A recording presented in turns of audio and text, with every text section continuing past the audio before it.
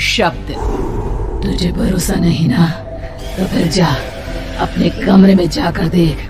तेरे पलंग के नीचे तुझे तेरी माँ की हड्डियां मिलेंगी। प्रभात दौड़कर अपने कमरे में जाता है और अपने पलंग के नीचे देखता है। वहां पर सचमुच एक कंकाल पड़ा हुआ था और उसके शरीर पर जो कपड़े थे वो प्रभात की माँ के थे। क्या बात है, आज तो आप सुबह से ही बहुत बिजी हैं। ऐसा क्या लिख रहे हैं? बस एक फैमिली की कहानी लिख रहा था। जैसे हमारी फैमिली है ना, तुम, माँ और मैं, लेकिन थोड़े अलग तरीके से, क्योंकि ये कहानी हॉरर है और इसमें जो आदमी है ना, मैंने उसकी बीवी को मार दिया है। मतलब कहानी में ऐसा लिखा है। और जानती हो, उसके बाद जो बीवी है ना, वो एक बुरी आत्मा बन जाती है। क्या बेटा, इस तरह की डरावनी कहानियाँ क्यों लिखता है तू? जानता है ना, हम जो सोचते हैं, जो लिखते हैं, हमारा दिमाग पूरा दिन वैसा ही होता रहता है। माँ, परेशान होने वाली क्या बात है? राइटर हूँ मैं, मेरा तो काम है कहानियाँ लिखना। और वैसे भी ये सिर्फ एक कहानी है माँ, कोई सच नहीं है। उसके बाद कुछ दिन बीत जाते हैं। एक रात प्रभात को अपने ऑफिस से लौटने में देरी हो जाती है। रात के लगभग 12 बजे हुए थे। प्रभात जैसे ही अपने घर पहुंचता है, उसने देखा कि उसकी पत्नी दुर्गा डाइनिंग टेबल पर उसका इंतजार कर रही है। आ गए आप? कब से आपका इंतजार कर रही थी। देखिए ना, खाना भी ठंडा हो गया है। अरे दुर्गा, आज तुमने अपने इतने लंबे लंबे बालों को खोलकर क्यों रखा है? तुम तो हमेशा अपने बाल बांध कर रखती हो। वो क्या है ना प्रभात, जब इंसान अपनी जिंदगी से मुक्त हो जाता है ना, तो उसे दूसरे सारे बंधन खोल देने चाहिए। इसलिए मैंने अपने बालों के बंधन भी खोल दिए। ये तुम किस तरह की बातें कर रही हो? तुम ठीक तो हो? मैं बिल्कुल ठीक हूँ प्रभात। अच्छा चलो खाना खाओ। वो क्या है ना दुर्गा, मुझे भूख नहीं है। ऑफिस में कुछ खा लिया था। कोई बात नहीं, मैं तुम्हारे लिए एप्पल काट देती हूँ, एप्पल खा लो। नहीं दुर्गा, मुझे नहीं खाना है, मेरा मन नहीं है यार। तभी अचानक से दुर्गा अपने हाथ में एक बड़ा सा चाकू लेकर प्रभात पर हमला कर देती है। प्रभात अपने आप को बचाने की कोशिश करता है। आज मैं तुझे नहीं छोड़ूंगी, तुझे अपने साथ लेकर जाऊंगी अपनी दुनिया में। ये क्या बोल रही हो तुम?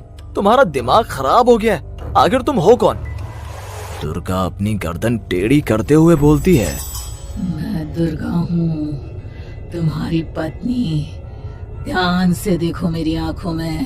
प्रभात बुरी तरह से डर जाता है और घबराहट में वो चाकू अपनी पत्नी के पेट में मार देता है। उसकी पत्नी की वहीं के वहीं मौत हो जाती है और उसकी चीख की आवाज सुनकर उर्मिला दौड़ते हुए बाहर आती है। ये तूने क्या किया प्रभात? तुमने अपनी पत्नी का खून कर दिया, लेकिन तू तो उसे बहुत प्यार करता था बेटा। तूने बहू को क्यों मार डाला? माँ, ये आपकी बहू नहीं थी, इसके अंदर कोई बुरी आत्मा घुसाई थी। मैं नहीं जानता ये सब कैसे हो गया, लेकिन वो मुझ पर हमला कर रही थी, मुझे मारने की कोशिश कर रही थी। माँ, मैंने कुछ नहीं किया। ये तूने क्या कर दिया बेटा? दुर्गा ने मुझे कहा था कि वो तेरी कहानी को उस कैरेक्टर की तरह एक्टिंग करके तुझे डराने की कोशिश करेगी। अरे वो तो तेरे साथ मजाक कर रही थी। हे भगवान, ये क्या हो गया? इसका मतलब दुर्गा। लेकिन माँ, मैंने जो कहानी लिखी थी उसमें भी ऐसा ही हुआ था। उस औरत ने अपने पति के साथ मजाक किया और गलती से उसके पति ने उसके पेट में चाकू मार दिया। मेरी कहानी सच कैसे हो सकती है? माँ, मुझे बहुत डर लग रहा है। अब ये सोच, दुर्गा की लाश का क्या करें हम? अगर गलती से भी ये बात बाहर फैल गई ना, तो तुझे पूरी जिंदगी जेल की सलाखों के पीछे रहना पड़ेगा। एक काम करते हैं माँ, हम घर के पीछे वाले बगीचे में उसकी लाश को दबा देते हैं। अगर कोई पूछेगा तो कह देंगे कि उर्मिला अपने मायके गई और फिर एक दिन हम भी अचानक यहाँ से कहीं दूर चले जाएंगे। कोई नहीं आएगा हमें पूछने, कोई नहीं आएगा माँ, बाद में जो होगा हम देख लेंगे। प्रभात अपनी माँ उर्मिला की मदद से दुर्गा की लाश को अपने घर के बगीचे में गाड़ देता है। कुछ दिन तो ऐसे ही बीत जाते हैं, लेकिन एक दिन अचानक रसोई से आ रही कुछ आवाजें सुनकर प्रभात की नींद खुलती है। प्रभात ने देखा कि वहां पर एक लंबे बालों वाली औरत दूसरी तरफ चेहरा करके खड़ी हुई थी। कौन है? कौन है वहां पर? अरे कौन हो तुम?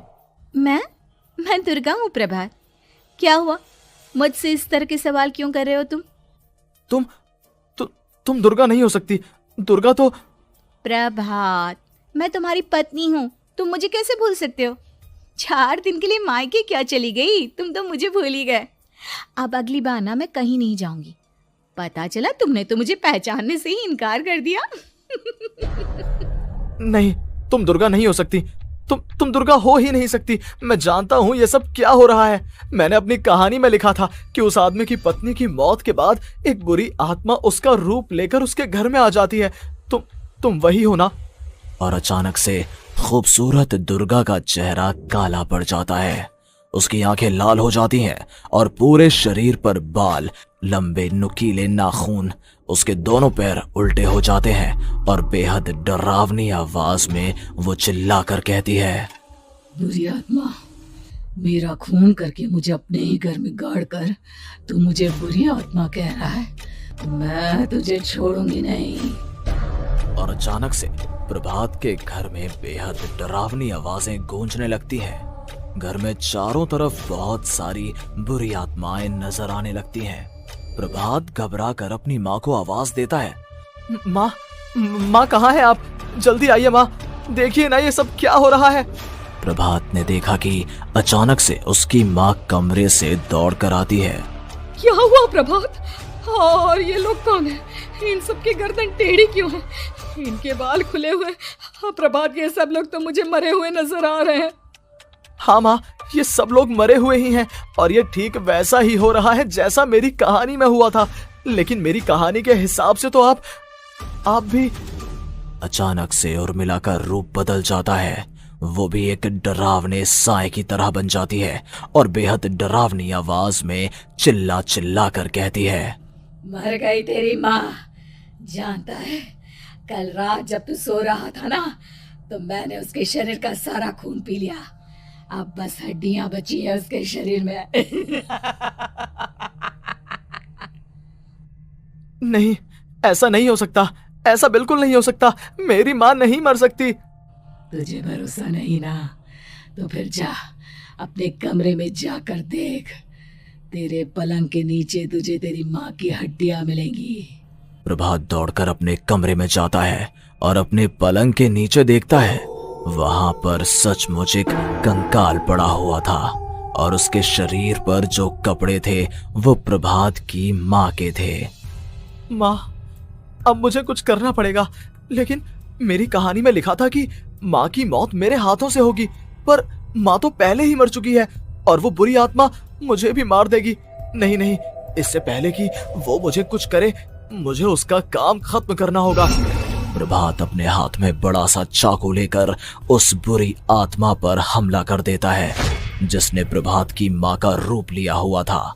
और अगले ही पल वो नीचे गिर जाती है और उसके शरीर से खून बहने लगता है। ऐसा नहीं हो सकता। एक बुरी आत्मा के शरीर में तो खून होता ही नहीं है। तो क्या सच में मैंने अपनी माँ को मार दिया? लेकिन अभी कुछ देर पहले तो फिर वो कंकाल किसका है? और ये कौन है? मैं पागल हो जाऊंगा।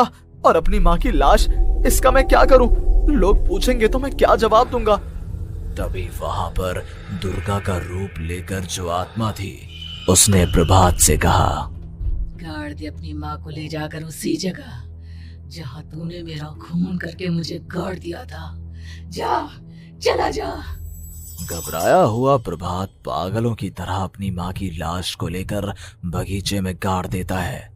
प्रभात की हालत पागलों जैसी हो जाती है। वो अपने आप को अपने घर में बंद कर लेता है।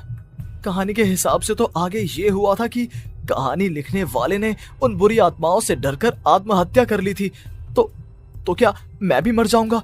क्या मैं भी आत्महत्या कर लूंगा? एक काम करता हूँ, मैं अपनी कहानी का अंत बदल देता हूँ। हाँ, ये मैंने पहले क्यों नहीं सोचा। मैं लिख दूंगा कि कहानी को लिखने वाला आत्महत्या नहीं करता, बल्कि कहीं दूर जाकर नए सिरे से अपनी जिंदगी शुरू करता है। यही सोचकर प्रभात ने अपनी लिखी हुई कहानी को बाहर निकाला और उसे पढ़ना शुरू किया। ये देखकर वो हैरान रह गया कि कहानी का क्लाइमैक्स तो किसी ने पहले ही बदल दिया था। ये क्या? इसमें तो लिखा हुआ है कि आखिर में उस लेखक की पत्नी और माँ दोनों बगीचे में जिंदा दफन थे। बुरी आत्माओं ने उनको कैद करके रखा था और वो लेखक अपनी माँ और पत्नी दोनों को जिंदा बाहर निकाल लेता है। लेकिन ये सब लिख किसने दिया? प्रभात दौड़कर बगीचे में जाता है और वहां पर खुदाई करना शुरू कर देता है। प्रभात देखता है कि वहां पर लकड़ी के 2 बड़े संदूक हैं और उनके अंदर से आवाजें आ रही हैं। प्रभात बचा लो मुझे, अगर थोड़ी देर और हो गई तो वो मुझे छोड़ेगी नहीं। बेटा देखो, मैं इस बक्से के अंदर बंद हूँ, प्लीज मुझे बाहर निकालो, वो बुरी आत्मा किसी भी वक्त मुझे मार डालेगी। प्रभात वो दोनों बक्से बाहर निकालता है और अपनी पत्नी और माँ दोनों को आजाद करवा लेता है। लेकिन तभी वहां पर अचानक से एक बेहद डरावनी और खौफनाक दिखने वाली औरत आ जाती है। मुझे क्या लगा था इतनी आसानी से अपनी पत्नी और माँ को बचा लेगा। बस 5 मिनट और उसके बाद अमावस का चांद आसमान में आने ही वाला है। लेकिन तूने इन दोनों को बाहर निकाल लिया, अब तुझे मरना होगा। नहीं, मैं जानता हूँ मैं नहीं मरूंगा, और अब आगे क्या करना है ये भी मुझे पता है। प्रभात ये बहुत खतरनाक है, हमें मार डालेगी प्रभात, चलो यहाँ से। नहीं दुर्गा, अब मुझे अच्छी तरह से पता चल चुका है कि इस बुरी आत्मा से हम कैसे पीछा छुड़वा सकते हैं। और इतना कहकर प्रभात अपने हाथ में पकड़ी हुई सिंदूर की थैली उस बुरी आत्मा के ऊपर उछाल देता है। कुछ ही देर में वो जमीन पर गिरकर राख में बदल जाती है। ये सब क्या हो रहा था बेटा? ये सब तुम्हारी लिखी हुई इस कहानी की वजह से हुआ है ना? नहीं माँ, पहले मुझे भी ऐसा ही लगा, लेकिन बाद में पता चला कि बरसों पहले हमारे इस बगीचे की जमीन के अंदर किसी को जिंदा गाड़ दिया गया था और बस उसी औरत की आत्मा हमें परेशान कर रही थी। उसी ने मेरे शब्दों में जान डालकर उस कहानी को जिंदा कर दिया था। मुझे माफ कर दो प्रभात, मैंने आपकी कहानी के साथ छेड़छाड़ की थी और उसे बदल दिया था। माफी मांगने की जरूरत नहीं है दुर्गा, तुम्हारे उस बदलाव की वजह से ही आज हम सब जिंदा हैं, क्योंकि आखिर में कहानी में वो हुआ जो तुमने लिखा था।